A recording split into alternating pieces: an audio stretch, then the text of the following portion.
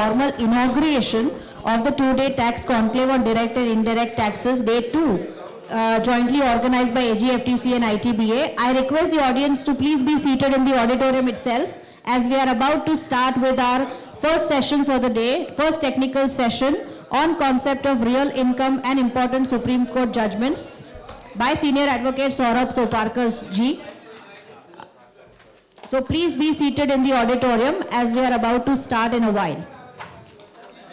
At this, I'd like to thank once again the conclave supporters such as Indus University, BuyBest, TaxoPaid, WIIA, Clear Tax, SBI Card, Swami Energy, Magnanimous Infrastructure Private Limited, and Travel Sukha. I request everyone to please be seated in your chairs as we are about to start the first session for the day. On session of the day on concept of real income and important Supreme Court judgments thereon by Senior Advocate Saurabh Soparkar ji. Committee member AGFTC and invitee member ITBA, Advocate Harish Shah, Chairman Coordination Committee and past President of both the associations, Shri Narendra Karkar, Committee member ITBA, Shri Hetal Shah, Committee member ITBA, Advocate Ratilal Vagasia, co-opted member AGFTC, CA Satyapal Sadhwani, Chairman Representation Committee, AGFTC, ITBA, along with our esteemed speaker, Senior Advocate Saurabh Soparkar Sirji. Let us all please, once again with a huge round of applause, welcome the dignitaries on the dais. I request Advocate Harish Shah, Chairman of Coordination Committee, to welcome Senior Advocate Saurabh Soparkar ji with the book.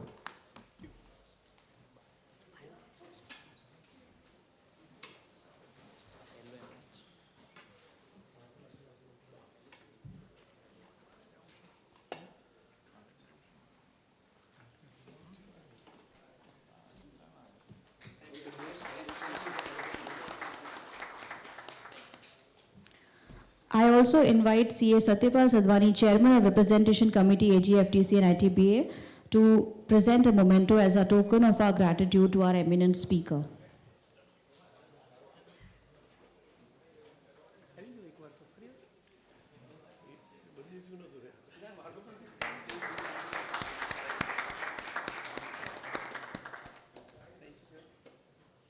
Thank you, sir.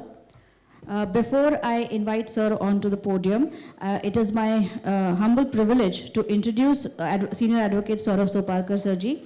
Honorable Shri Saurabh Soparkar sir is considered as a supreme authority of interpretational aspects of direct tax law. His educational achievements consist of first rank in accountancy and auditing in BCom, 2 gold medals for the highest marks in the Hindu and Mohammedan law of LLB general exam, first class in LLB special exam, 3rd rank in India in CA intermediate exam, and 3rd rank in India in CA final exam. He is practicing as an advocate before Gujarat High Court and appellate stage. His extraordinary professional achievement is being designated as senior advocate by the Gujarat High Court at a very young age. He has been standing counsel for the Income Tax Department for a period of 3 years. He contributed hundreds of papers at various conferences of various places in the entire nation. Sir is also a visiting professor at IIM Ahmedabad on the subject of corporate tax planning and legal aspects of business. Let us all once again with a huge round of applause welcome Senior Advocate Saurabh Soparkar Sirji. Sir, I welcome you for your address.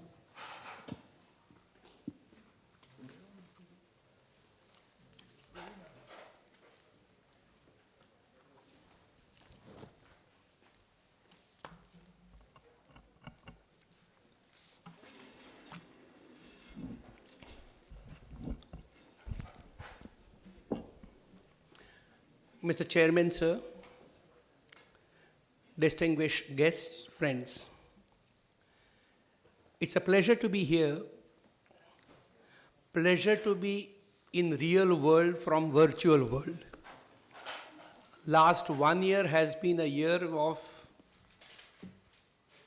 completely different regime. I gave large number of seminars, but every one of them virtually without seeing anyone except myself on the computer. I was talking to myself while giving the lecture. After 1 year, I find all these people over here, and I'm very happy to be here with you. The topic allotted to me today is the concept of real income and landmark judgments of the Supreme Court. The concept of real income has always been troubling us, because at times we find that an income which apparently is earned by an SSC is not being taxed, by raising a contention that in reality there is no income to the SSC, there is no real income. At times SSC succeed in that argument, at times SSC fail in that argument. So what is it that we say when you argue or when you claim that an SSC is liable to pay tax on the real income? So what is real income? Income is income. How do you say it is real as compared to what? As compared to artificial income, as compared to illusory income, as compared to make-believe income? An attempt is being made over here by me to take you to the journey of going through a large number of Supreme Court judgments over a period of last 60-70 years, where Supreme Court has explained from time to time the issue of what is real income. But before I really travel to the concept of real income, we must address one more fundamental issue. What is income? All of us practice in the field of income tax, and all of us therefore deal with the issue of income. But if we are asked to define what an income is, we would be little hesitant, because there is no such clear-cut definition of what an income is. If you look at the definition of income under the Income Tax Act, Section 2, Clause 24 starts with income includes, and then 1, 2, 3, 4, 5, 6, as many as 34 items. So it's an inclusive definition, not an exhaustive definition, not a definition which, so to say, defines. It's a definition which only includes. Therefore, that by itself will not make it an income. But then income tax is being levied by the union government because of the power conferred on the union government by virtue of entry 82 of list 1 of the 7th schedule. Therefore, I go back to the Constitution of India, whether that entry which authorizes Union of India to levy tax on income, does it define income? Now, if you go there, again you find the entry reads taxes on income. So again, the entry does not prescribe what is an income. And therefore, we will have to fall back upon some judgments of, and for that matter, I'll also take you to a couple of Privy Council judgments and the Supreme Court, which define what an income is. The lead judgment in the field is in the case of Kartikeya Narayan Singh, 11 ITR 513. It was a case of the erstwhile Raja who had huge lands, and he had given a piece of land for the purpose of mining to a person for which he was receiving royalty. He argued before the Privy Council, he lost in the High Court, he argued before the Privy Council that royalty that I receive is not my income. Why? In those days there was no capital gains. He said, because I claim I get royalty for permitting someone to take away part of the land, part of the mines. And therefore, if he takes away minerals which is part of my land, it is handing over of a capital asset, and therefore it is not an income. The Privy Council said that the word income is a word of very elastic, a difficult, almost impossible to define. You cannot give it a general formulation. It's a word of a broadest connotation. But then the Privy Council says you can compare it with fruits of a tree or crop of a field. Where you get a regular return, it becomes an income. He lost there, the Supreme Court said, Privy Council said that the amount of royalty that you get is the regular return that you get from the land. It would therefore be an income. When capital gain tax was introduced for the first time in India, the levy of capital gain tax was challenged before the Supreme Court in the case of Naveen Chandra Mafatlal, 26 ITR 758, and the argument was capital gain is not an income. You can't tax me on the capital gains. Capital gain is the amount that I realize on transfer of a capital asset. That's not an income.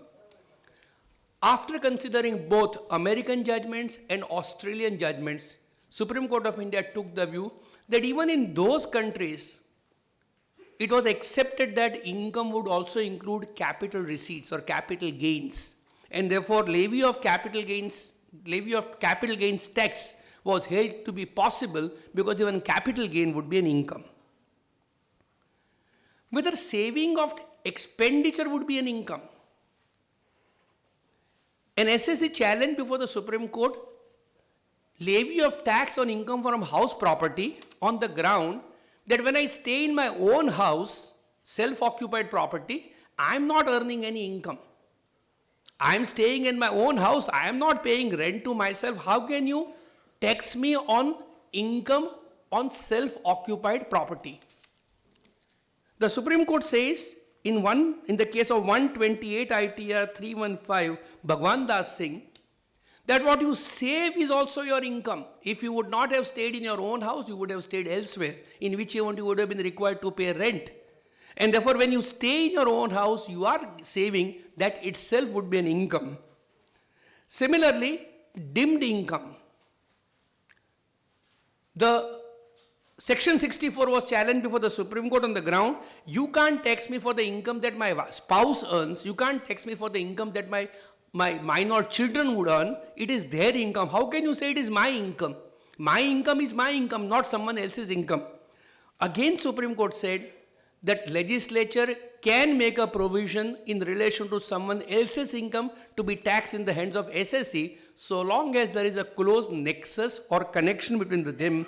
That was an issue in the case of Balaji, 43 ITR 393. In the case of Navneet Lal Jhaver, 56 ITR 198, dimmed dividend was subject matter of challenge. When the company gives loan to me, I am required to return the loan. Where is the question of taxing me as income on the ground of dimmed dividend? Because I have not received dividend. Supreme Court again upheld the contention of the revenue by accepting that in a case of a closely held company, companies may evade payment of taxes by not distributing dividend, and therefore in such a situation, even granting of loan received by the SSC would also be regarded as income. Finally, you will find a discussion on all these issues in the case of A. Sannyasi Rao, 219 ITR 320, where the presumptive taxation under section 44 AC was held to be permissible so long as presumptive taxation is followed by assessment of actual income. The summary of all this discussion is to show that the word income is of a widest connotation, and what ordinarily may not be regarded as income, like a loan, dimmed dividend, like someone else's income, section 64, like as is stated that clubbing of income or presumed income, even they would be regarded as income. Having said this, we go now a step forward. But what is in reality an income? In order to tax an SSC, there has to be an income. And income has to be in reality earned by him. When do you say that in reality income is not earned by the SSC? The first and the lead judgment in the field is in the case of E.D. Sassoon, 26 ITR 27. Controversy arose like this. SSC was, in those days under the Companies Act, you could be managing agent of the companies and you would receive managing agency commission. The company was having managing agency of 3 companies. The agreement between the SSC and the companies was that the agency commission would be due and payable to the SSC at the end of the year. Obviously, it is on the basis of the work carried out throughout the year, but it will be payable at the end of the year. What happened was, in the year 1943, on 31st of December, that is, year was to be over on 31st of March, after working for 9 months, the SSC transferred the agency to a third party. It assigned the agency to third parties, it received consideration, matter rested there. The assignee received the commission at the end of the years for the whole period of 12 months. When the assessment of assignee was going on, assignee claimed, I have worked for the managing agency only for the last 3 months. So though I have received commission for 12 months, I should be taxed only for the last 3 months, because the commission for the first 9 months I have not earned, the SSC assignor has earned it. In his assessment, the tribunal upheld his contention. Matter was carried to High Court. High Court also upheld the contention, saying that the assignee must be liable to pay tax only in relation to last 3 months' income. Thereupon, assessment of E.D. Sassoon, assignor, was reopened, saying that if assignee has to pay tax for the income of last 3 months, the income of first 9 months is earned by you, and therefore you must pay tax. E.D. Sassoon lost up to High Court, obviously because High Court had already taken away in the case of assignee that income has required to be split between Sassoon and the assignee. E.D. Sassoon carried the matter to Supreme Court. The Supreme Court, reversing the judgment of the High Court, laid down some very interesting principles.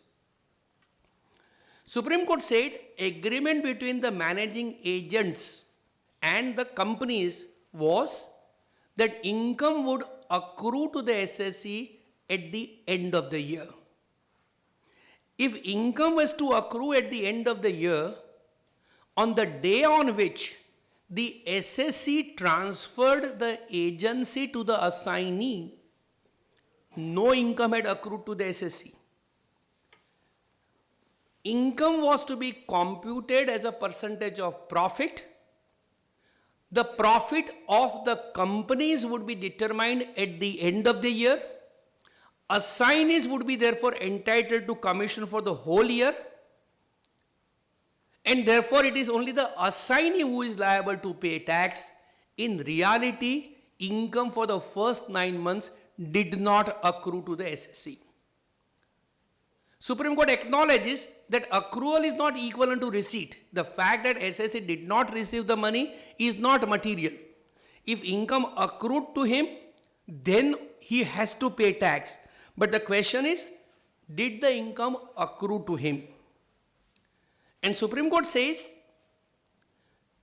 an income to accrue in the case of an SSC must necessarily be followed by, or must necessarily correspond with an obligation to pay by someone else.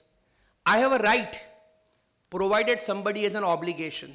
I have no right if someone has no obligation. SSC, when he transferred the agency, had no right to receive.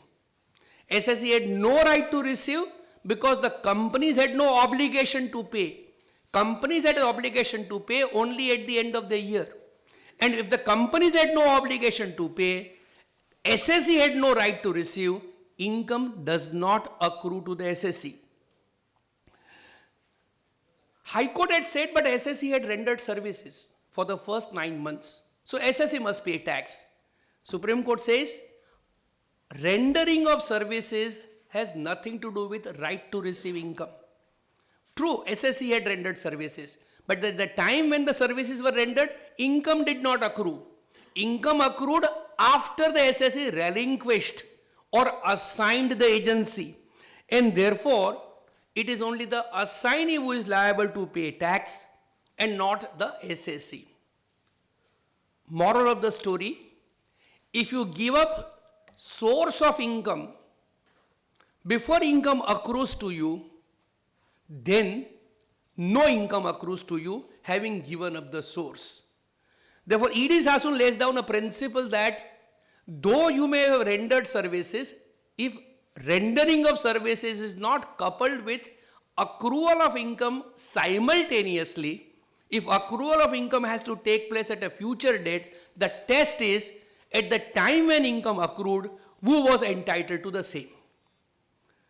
This judgment was then taken a step forward. I am going step by step. And that was in the case of Surji Vallabh 46 ITR 144.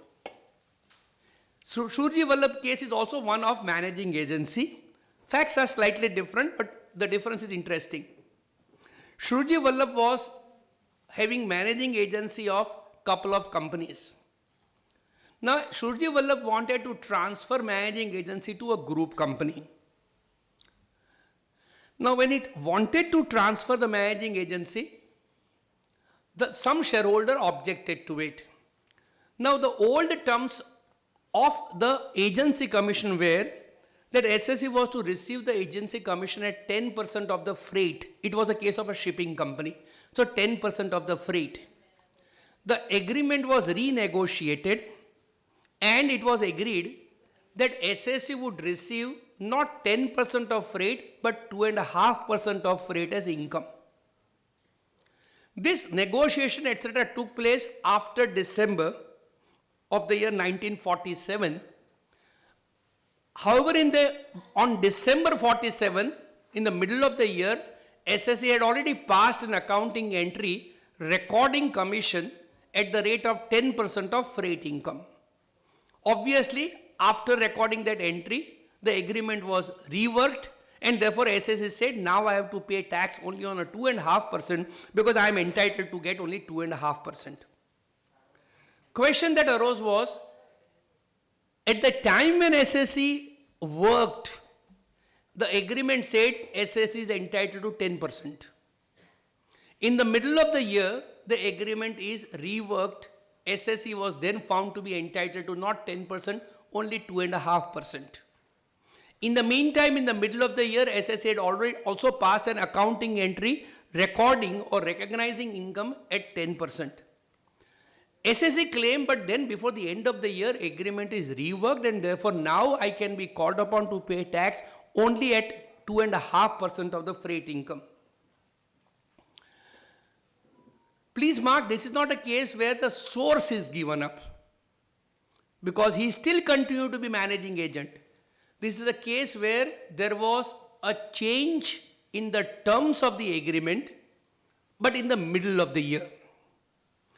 Supreme Court says that if income is given up after it is earned, then SSC is liable to pay tax on that income, because once you earn the income, how you apply is irrelevant. But if the income is given up before you actually earn it, before it accrues to you, then income is never to be taxed in your hand, because in reality income is not earned by you, it is given up before you actually earn it. Interpreting agreement, the Supreme Court said again that in this case managing agency commission was payable only at the end of the year. Till the end of the year, nothing was due and payable to the SSC. And therefore, if before the end of the year, SSC and the party rework the agreement, and therefore it is decided the commission would be payable not at 10% but 2.5%, then SSC is liable to pay tax only at 2.5%. The revenue argued, but sir, in the books of account of the SSC is already recorded income at 10% in the middle of the year.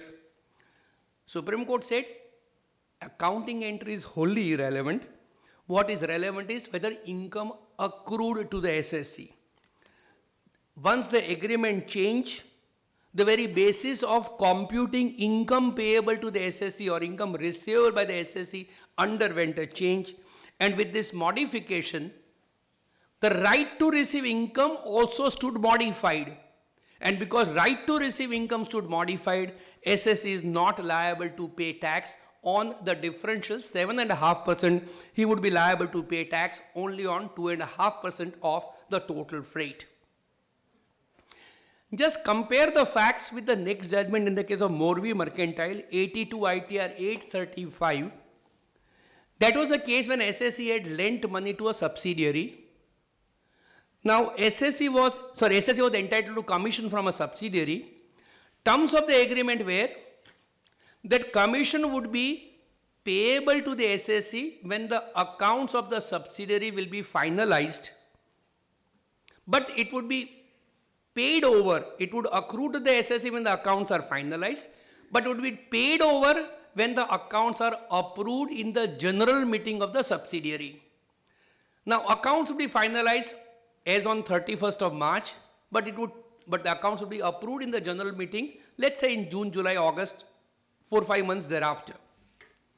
I take the dates, actual dates. 31st December 1954, accounts were finalized. However, the accounts were approved on 24th November 55. In between, on 4th April 55, SSE agreed to give up commission on the ground that the subsidiary was not doing well. Question that arose was, is the SSE liable to pay tax? SSA argued that I have given up commission before I became entitled to receive, because my entitlement depended upon the annual general meeting of the subsidiary. Revenue said that that was the time when the money would be paid over to you. You became entitled to receive when the accounts of the SSE were finalized on 31st of December 1954. Supreme Court, on the basis of the two judgments that I indicated earlier, clearly brings out, in this case against the SSE, that income accrued to the SSE on 31st December 1954, when the accounts of the subsidiary were made up. It's a different matter that SSE would be entitled to receive money or check from the subsidiary at a later date. The mere fact that receipt of income is delayed does not defer accrual of income. Income accrued when the accounts were closed. And once income accrues, whether SSE receives, does not receive, gives up, does not give up, these are all irrelevant issues. And therefore, please mark, material thing is, if you give up an income before its accrual, in reality, income does not accrue. If you give up income after it accrues, then the moment it accrues, it is your income. You will have to pay tax whether or not you actually receive the income. Two more judgments in this line before I close this discussion.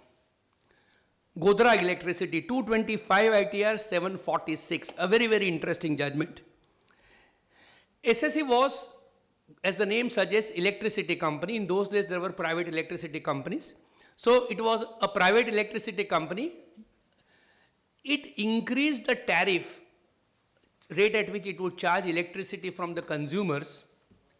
That increase in tariff was challenged by the consumers. Ultimately, SSE succeeded before High Court. High Court said SSE had a right to increase the tariff. Matter was carried to Supreme Court. The consumers lost. Based on that, SSE started distributing the invoices for the increased tariff once the High Court held in favor of SSE. In the meantime, consumers challenged this action in another suit. What is more important is, a minister addressed a letter to the SSE saying that in view of protest from the consumers, please do not raise the tariff at least for 6 months. So there was a pressure from the minister. There was also another suit. Ultimately, SSE could not realize any amount, and eventually the SSE was nationalized in the year 1971, the issue being between 1969 to 72-73.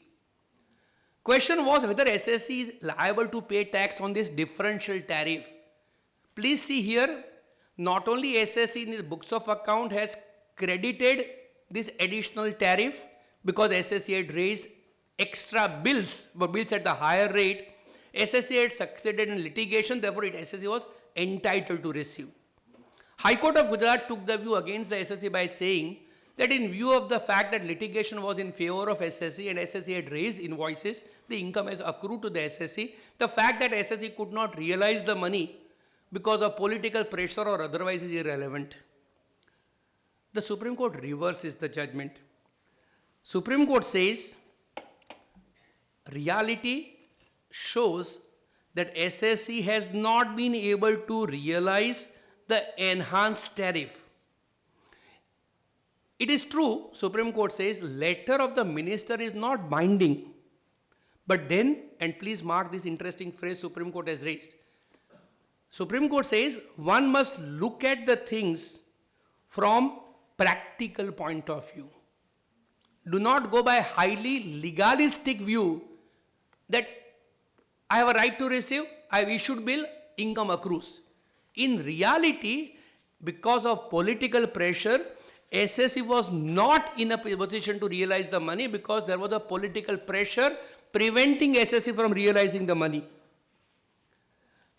Supreme Court says SSC was in business and it could not have ignored such a direction of the government not to raise the tariff. And then Supreme Court gives an interesting twist to the concept of real income. So far I was saying real income. Supreme Court now uses the phrase real accrual of income. Not income, not accrual of real income. It says real accrual of income. So when does real accrual of income take place? Supreme Court says probability or improbability of realization has to be seen in a realistic manner.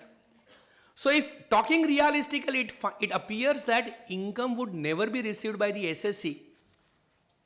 Then, though SSC may have all legal right, the income does not accrue to the SSC.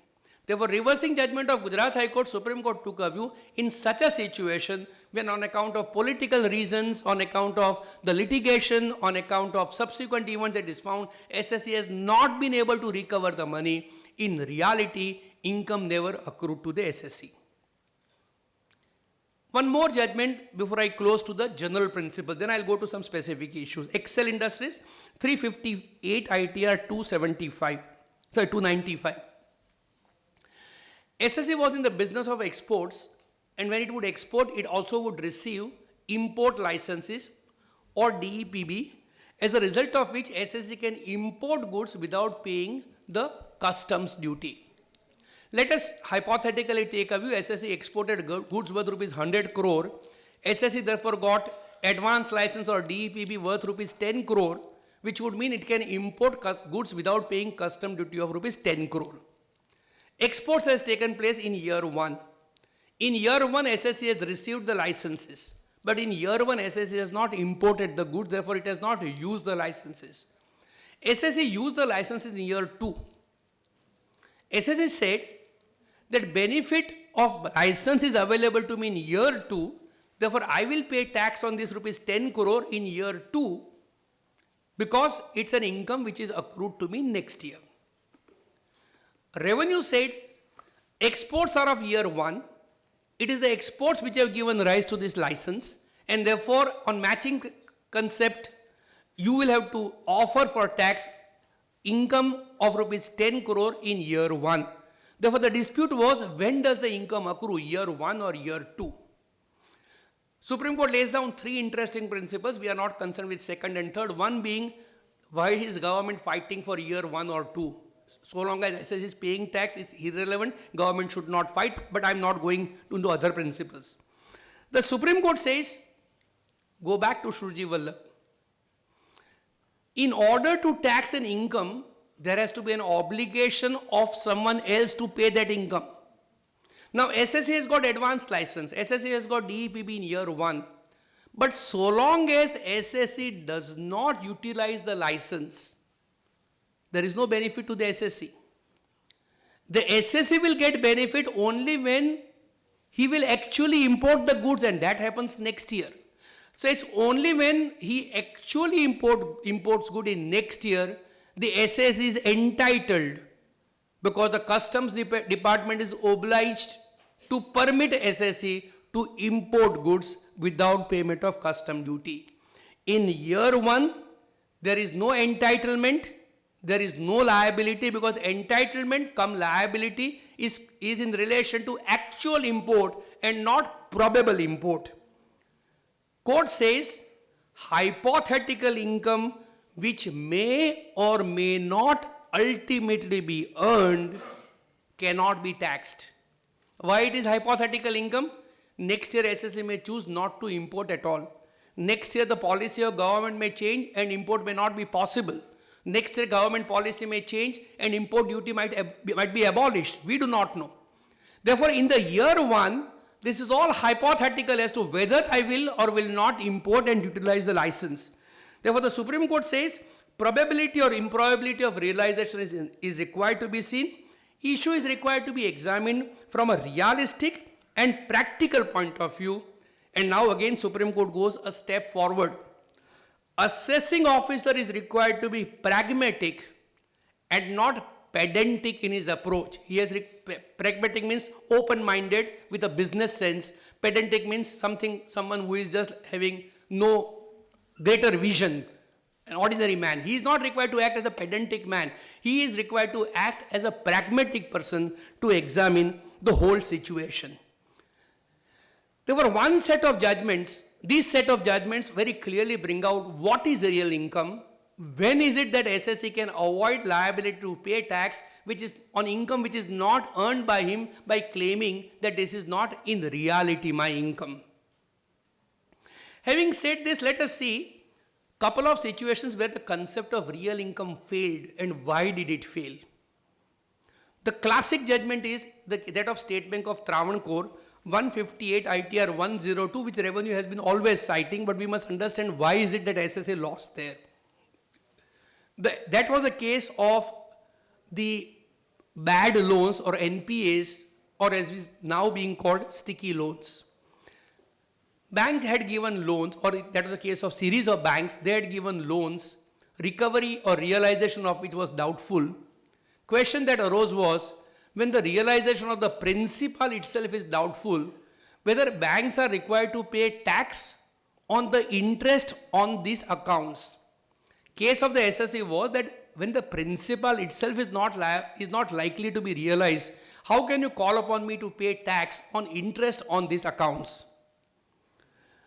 SSEs had passed accounting entry by debiting the borrower's account but did not credit the amount to the P&L account.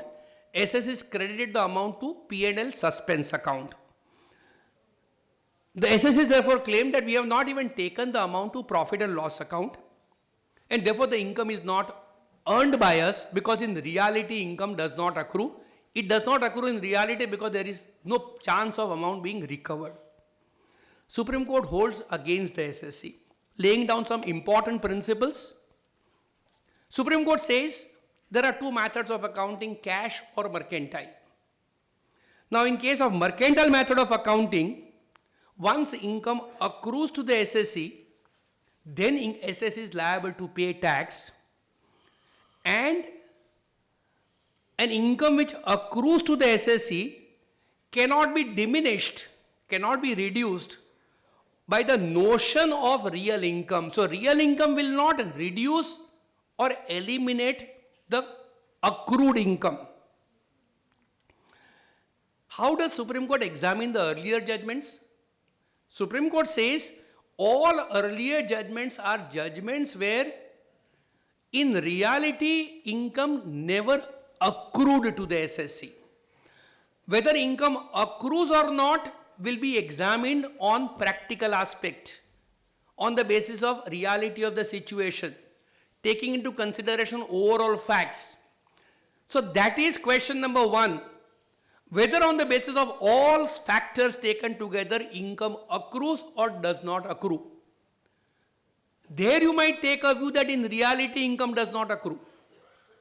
But once you cross that stage and once you find that income accrues, then at the second stage you cannot say that because recovery is doubtful, Again, accrued income is not income which I have earned in reality.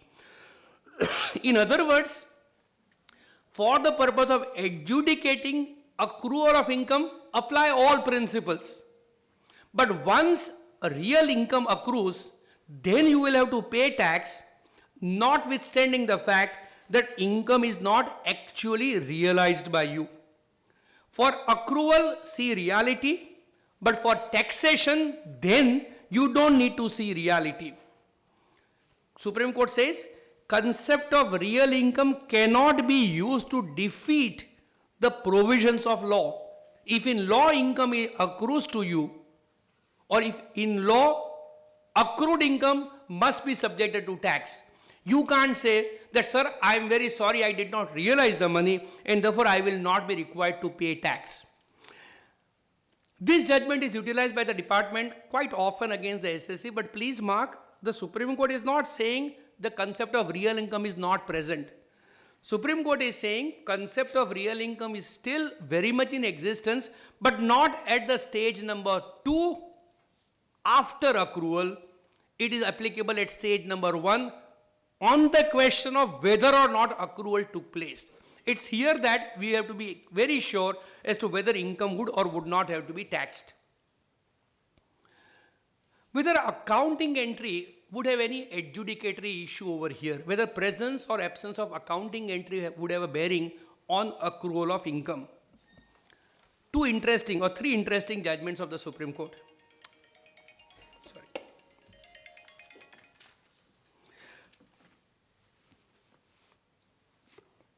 Sorry.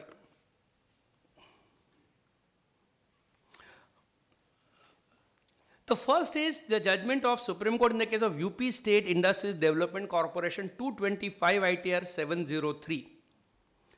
It's a judgment of 11th April 97. I am giving date for a reason which I'll immediately give.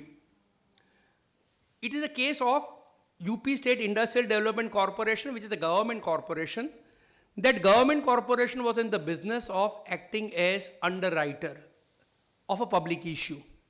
All of us are aware that in case of a public issue, if the public issue fails, is not fully subscribed, underwriter has to take over the shares to see that the shares are fully subscribed. For the purpose of understanding, let's take a hypothetical example. The SSC was entitled to underwriting commission of 5%. Let's say the underwriting issue was of rupees 10 crore, so SSC was entitled to fees of rupees 50 lakh. Now, let us assume that an issue was undersubscribed by rupees 1 crore. So, SSC was required to subscribe to the shares of rupees 1 crore. Now, the agreement also stated that SSC is also entitled to underwriting commission on the shares that it would subscribe. So, SSC effectively had to pay rupees 95 lakh because 5% was the underwriting commission. Controversy between SSC and the department was, SSC said that I have acquired these shares at rupees 95 lakh. I will show in the balance sheet at 95 lakh and therefore I don't have to pay tax on this. Revenue said that you have acquired shares of rupees 1 crore, 5 lakh of rupees is your own commission.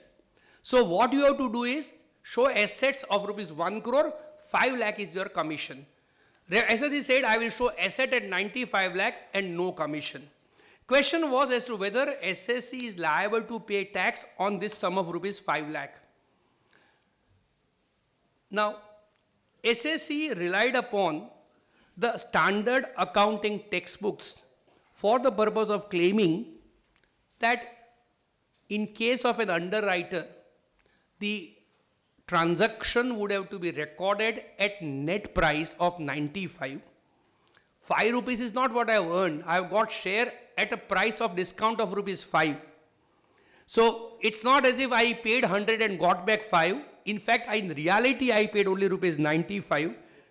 Supreme Court upholds the contention of the SSC by saying what SSC was doing was in accordance with standard accounting practice. For the purpose of accounting profits, ordinary principle of accounting would be required to be examined.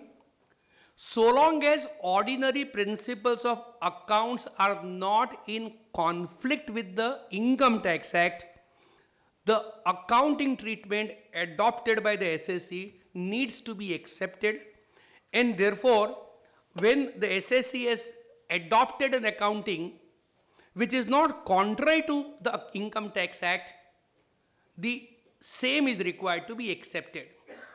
Please mark, Supreme Court says accounts so long as they are not in conflict. Little while thereafter, this is a judgment of 11th April 97.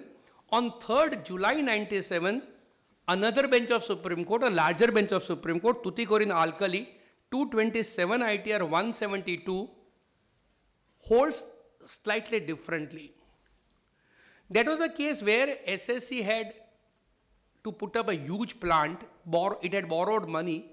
Because the plant could not be started immediately, it did not require the money also immediately. Therefore, it had parked the funds borrowed temporarily in fixed deposit. It had earned interest on the fixed deposit. The case of the SSC was interest income that I have earned on fixed deposit should be permitted to be set off against the interest that I pay, which I am capitalizing.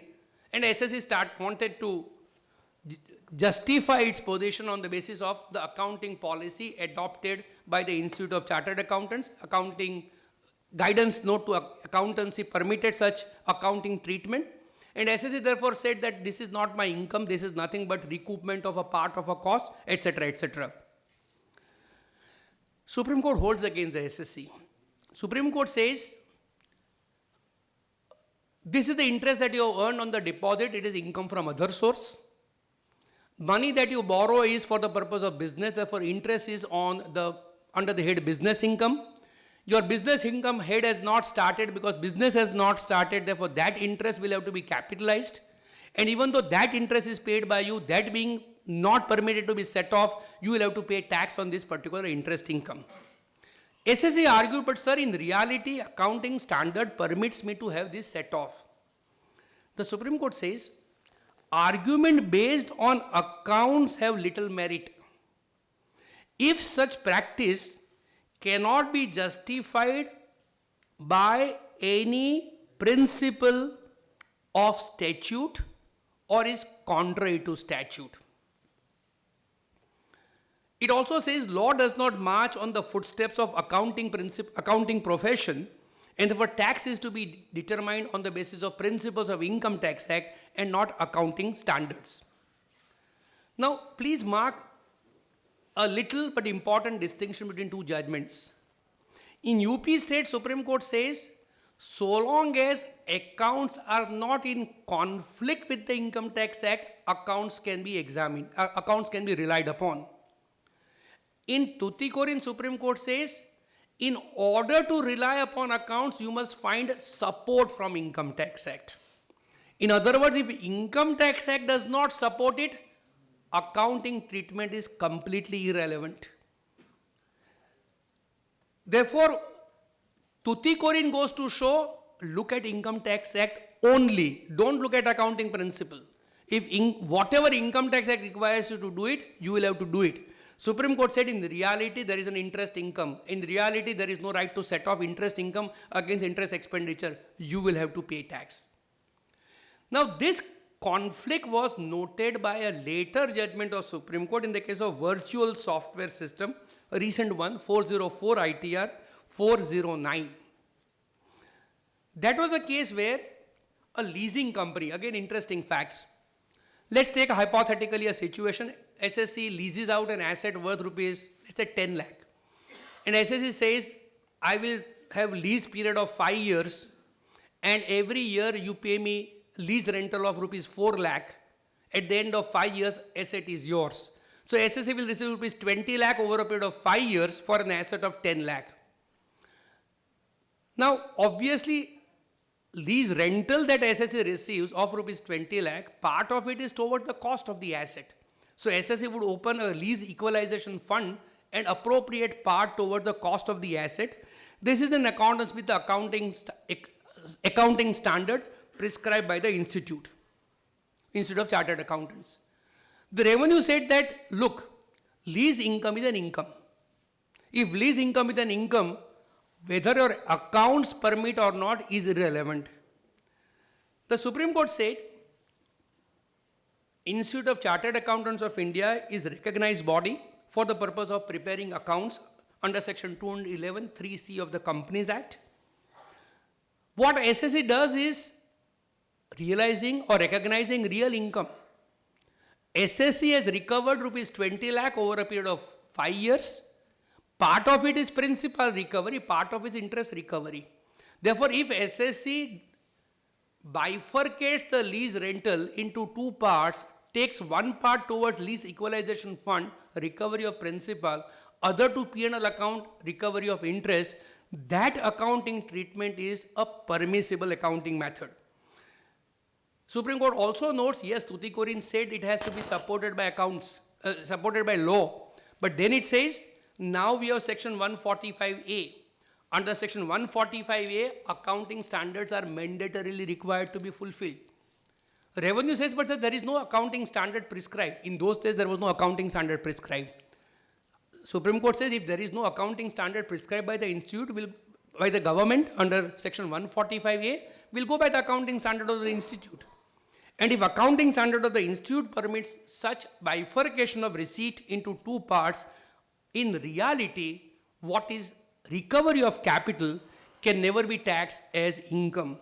Therefore, on the concept of real income again, part of the lease rental was held to be not taxable at all. I now go to couple of judgments in relation to real income vis-a-vis valuation of closing stock. Can valuation of closing stock have any bearing on the concept of real income? Two interesting judgments.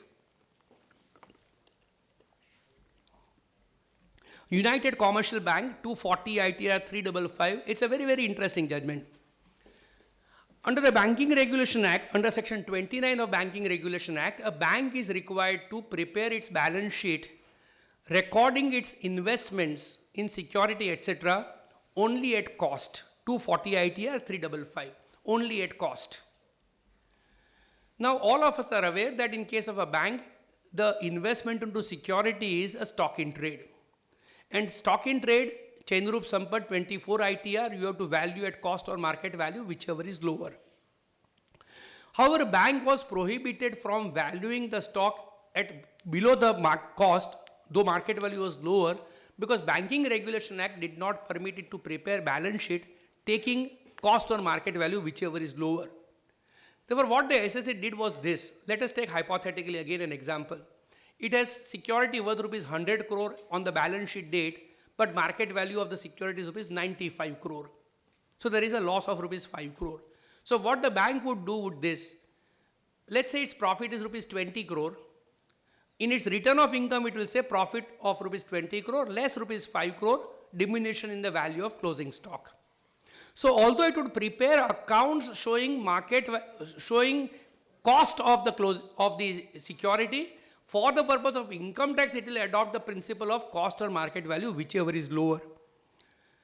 The department said, if you on your own in your accounts choose to value the stock at cost, how can you for the purpose of income tax say, no, we will not go by cost, we will go by cost or market value, whichever is lower. Kolkata High Court, accepting the contention of revenue, took the view, department is right. If SSC would have valued at cost or market value, whichever is lower, surely SSC would have succeeded. But SSC cannot have two sets of, or two standards, one for books of account, another for income tax. And therefore, we will not permit the SSC to claim this loss of rupees 5 crore. Matter was carried to Supreme Court. Supreme Court said, valuation of closing stock at cost or market value, whichever is lower, is a standard principle. Nobody can dispute it. Now, merely because SSC was required to value closing stock at cost, because the Banking Regulation Act so mandates it, does not mean that in reality, the loss of rupees 5 crore because of diminution in the value of closing stock is not suffered by the SSC. In reality, SSC has suffered a loss because market value has fallen. Department said, but sir, SSC in this manner is challenging his own books of account, because the books of accounts are, he is valuing stock at rupees 100 crore. Supreme Court says that if the books of account do not show correct income, SSC would have a right, when it files return of income, to make necessary adjustments. Because what is required to be offered for tax is real income. And if in reality income did not accrue to the SSC, then SSC cannot be called upon to file return of income on the basis of showing income which in fact is not earned by him. If accounts are prepared in order to comply with the requirements of Banking Regulation Act, it will not debar, prohibit the SSC from claiming that its real income is lower. Supreme Court says, yes, the concept of real income cannot be applied in every case, but this is a case where in reality income does not accrue to the SSC, and therefore SSC must not be called upon to pay tax on this particular income. Having gone there, let me now go to the next concept of real income and diversion of income at source. Many times we have this concept of diversion of income at source. When does that apply? The lead judgment of diversion of income at source is 1 ITR 135 Privy Council. I'll come to that in a moment. The whole issue came up for consideration before the Supreme Court in the case of one Sital Das Tirath Das, 41 ITR 367. The facts were like this. SSC had dispute with his wife and children. He separated from them, and he agreed to pay the alimony to his wife and children in the sum of rupees 18,000 per annum. That was by virtue of a court order. So when the SSC filed a return of income, he said that, let's say his income was around 41,000. He said that I will not pay tax on rupees 41,000. I will pay it on 41 minus 18,000, because this is the amount which I am in law bound to pay over to my wife by virtue of a court decree. For that purpose, he relied upon the judgment of Privy Council in the case of Bijoy Singh Dudhania, 1 ITR 135, where the Privy Council had apparently accepted that contention. So let's go to 1 ITR 135 Dudhania's case. What were the facts there? That was the case where erstwhile Raja had to pay a sum of money to his stepmother, and the amount payable to the stepmother was permitted to be claimed as excluded from his income on the principle of real income as income diverted at the source itself. In case of 1 ITR, SSC succeeded. However, in case of 41 ITR, SSC lost. What was the difference? And that's very important. Supreme Court in 41 ITR, Sital Das says, in your case, there is no charge over your estate or your income, and you are making payment as your personal obligation. Having earned income, how you utilize it or how you apply it is your problem. Income tax department is not concerned. Therefore, when income is earned by you, you must pay tax. Whether in law you have to part with some income in favor of your spouse is completely irrelevant. In 1 ITR, Supreme Court says, Raja's case, there was a charge over the estate by or in favor of his stepmother, which would mean that the stepmother had a right before or better the right of a Raja to receive the money. So when the source itself is charged, then the money first goes to the charge holder. But the source is not charged and the source then is realized, it's a case of application. Therefore, the Supreme Court very clearly brings out this distinction that income, once it is earned, the taxation will necessarily flow. Whether SSC spends the money for his personal obligation or a legal obligation is immaterial. But if the legal obligation makes third party have a better right than SSC over the income, then SSC has never earned that income and therefore the SSC would not be required to pay tax. So Sital Das versus Bijoy Singh Dudhania judgment brings out this distinction. A similar distinction again between two apparently similar but conflicting judgment. Murlidhar Himmat Singha 62 ITR 323 versus Sunil Kinariwala 259 ITR 10. Murlidhar 62 ITR 323, SSC was a partner of a firm. He entered into a sub-partnership. Let's say A, B, C, D were four partners of a firm. A had 25% share. A entered into sub-partnership with A1, A2, A3, whereby he contributed his 25% share in that sub-partnership. Question that arose was, let's say the firm earns rupees 4 lakh, A is entitled to 1 lakh, whether A is required to pay tax on 1 lakh, or whether that sub-partnership of A, A1, A2, A3 is required to pay tax on 1 lakh. In Murlidhar Himmat Singha, the Supreme Court said, by virtue of sub-partnership, the sub-partnership has a right over the SSC.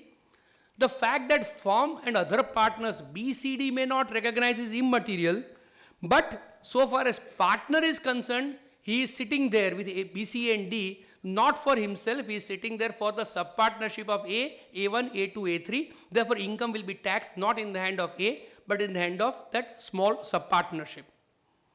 However, that principle was not applied in case of Sunil Siddharth Bhai, where Sunil Siddharth Bhai, SSC, let's say A in our case again, instead of creating sub-partnership, assigned his interest to a trust.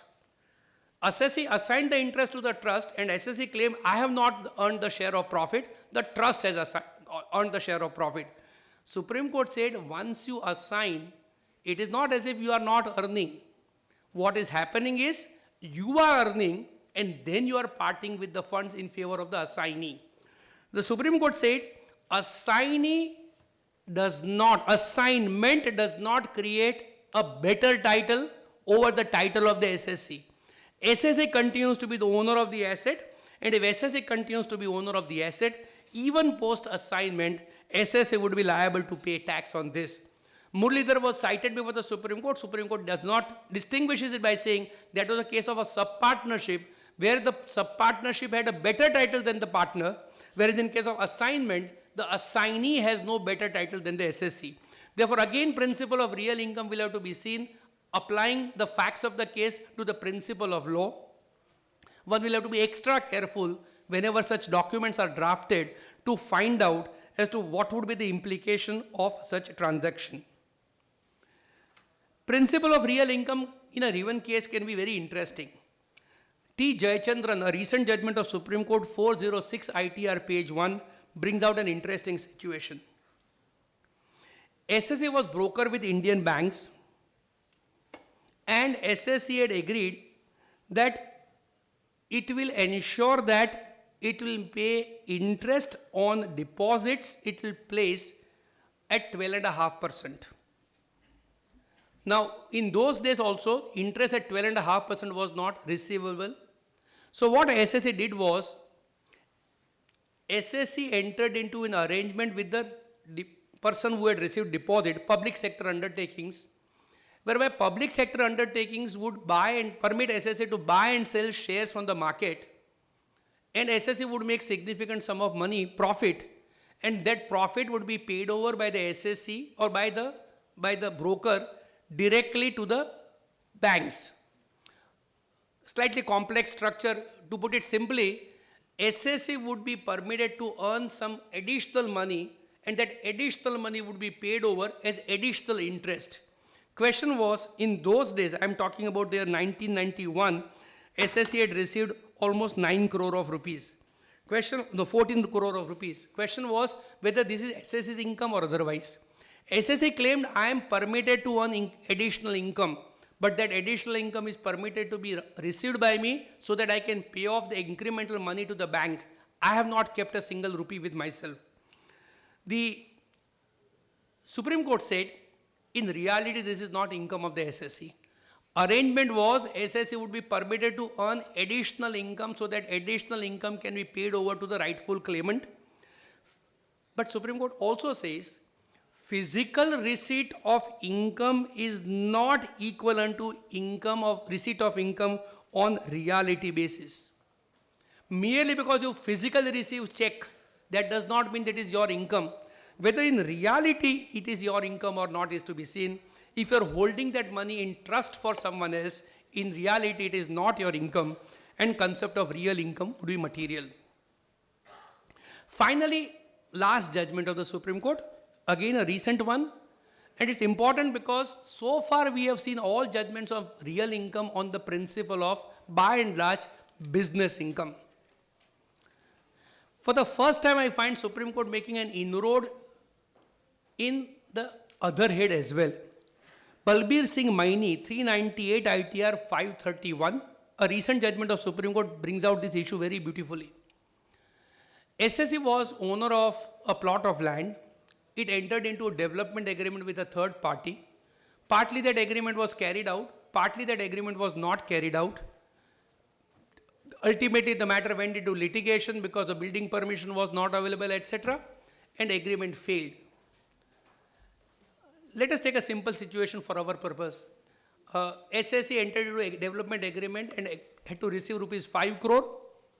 SSE handed over plot, did not receive 5 crore, and ultimately the whole agreement failed. The argument of the revenue was, look at the definition of transfer within the meaning of section 2 clause 47. SSE entered into agreement to sell, handed over possession, transfer is complete, the obligation to pay tax on capital gain is complete. SSE argued, but sir, the whole arrangement failed. In reality, the transaction did not go through. SSE also argued that section 2 clause 47, neither clause 5 nor clause 6 would apply. Supreme Court answered that issue also, but that's not really material for our purpose. Supreme Court was considering the alternate argument of the SSE that, sir, in reality, income did not accrue to me. In reality, the whole transaction failed. In reality, necessary approvals were not obtained, as a result of which the whole transaction could not be carried out. How can you tax me on a transaction which is not in reality carried out? Applying the theory of real income, Supreme Court says SSE is right. SSE is called upon to pay tax on income which in reality accrues or arises to him.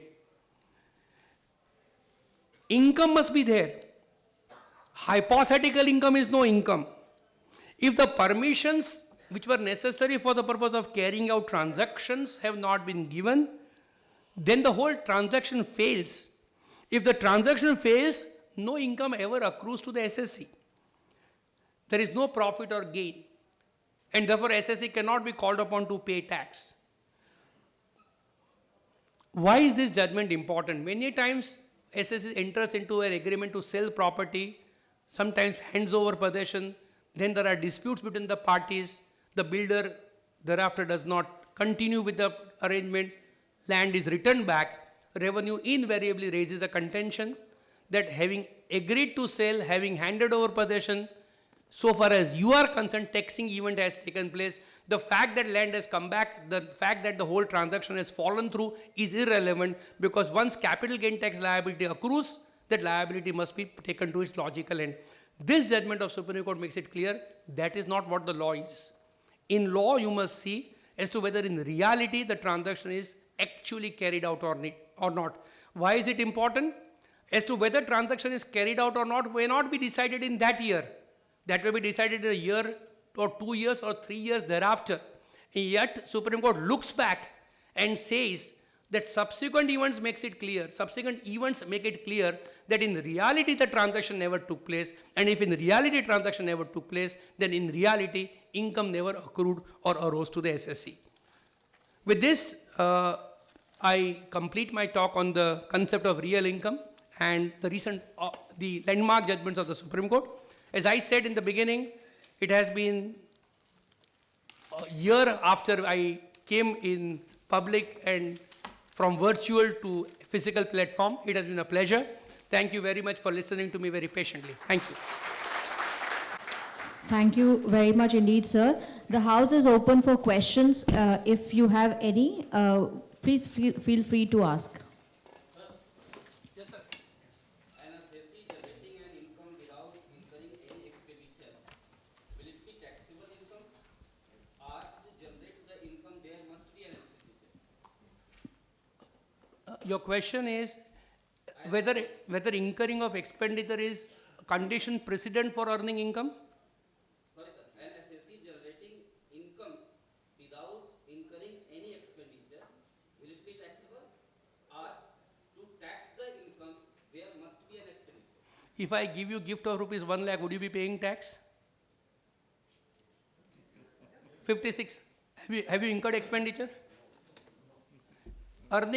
Incurring of expenditure is completely irrelevant for the purpose of earning income. If you incur expenditure, ordinarily it will be permitted to be set off. I am saying ordinarily because there could be again rules whereby it may not be permitted to be set off. But ordinarily it will be permitted to be set off. But the fact that you have incurred no expenditure has nothing to do with earning of income or accrual of income. They are completely independent. For the purpose of taxing the income, what is the quantum of income?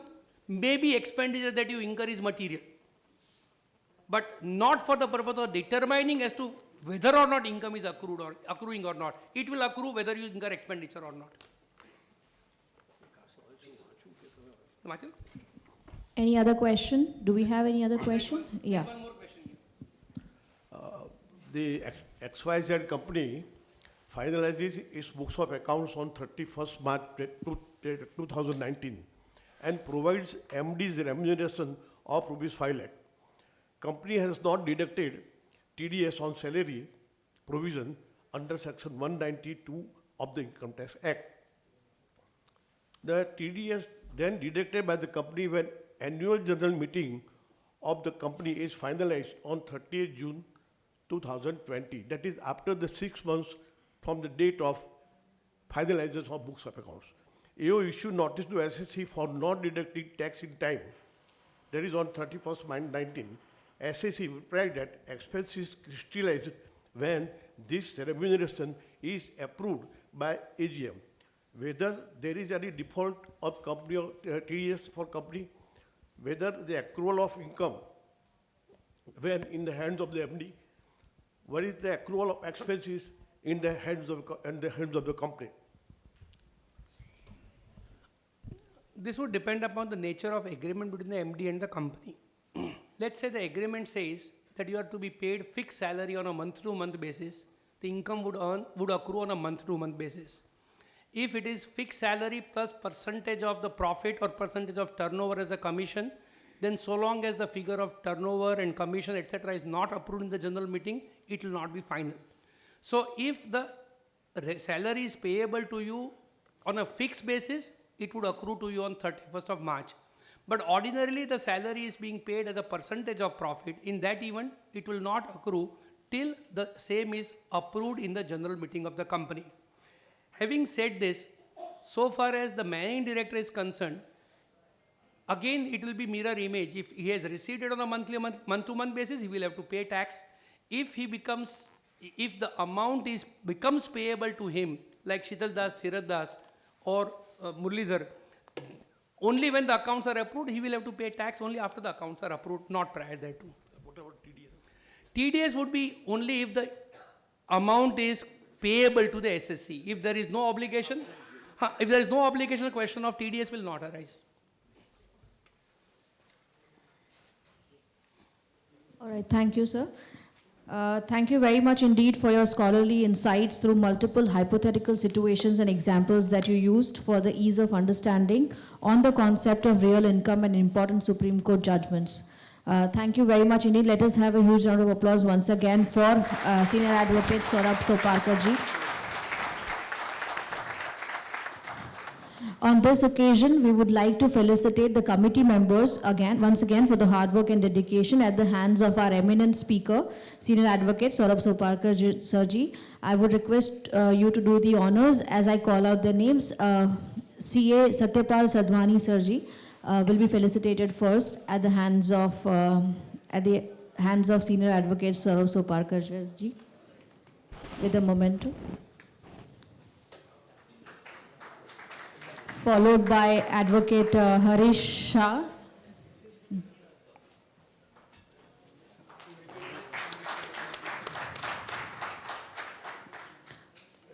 Followed by Advocate Ratilal Vagasya. Please keep the applause going because it would not, this conclave would not have seen the light of the day, lest it was not the consistent efforts of the members. Advocate Ratilal Vagasya, followed by Bhupendra Thakkar Sir, followed by Hiren Thakkar Sir.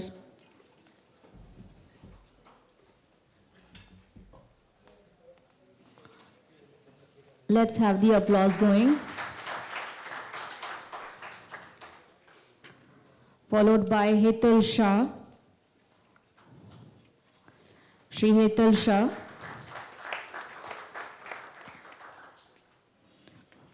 Followed by C.A. Ravi Shah.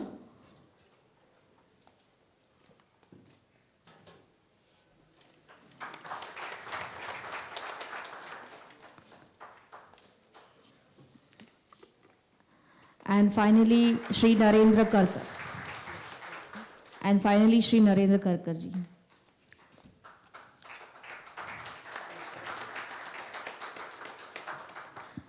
Thank you, sir. Thank you, sir, for doing the honors.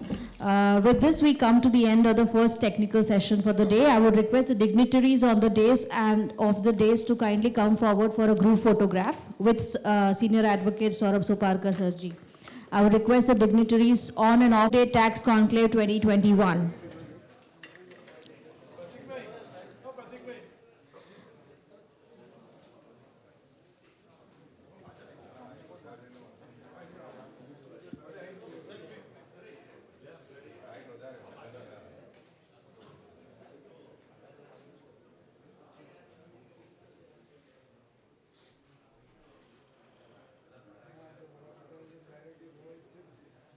Thank you. Thank you all. We thank the dignitaries once again. We would start with our second technical session on recent amendments and sectorial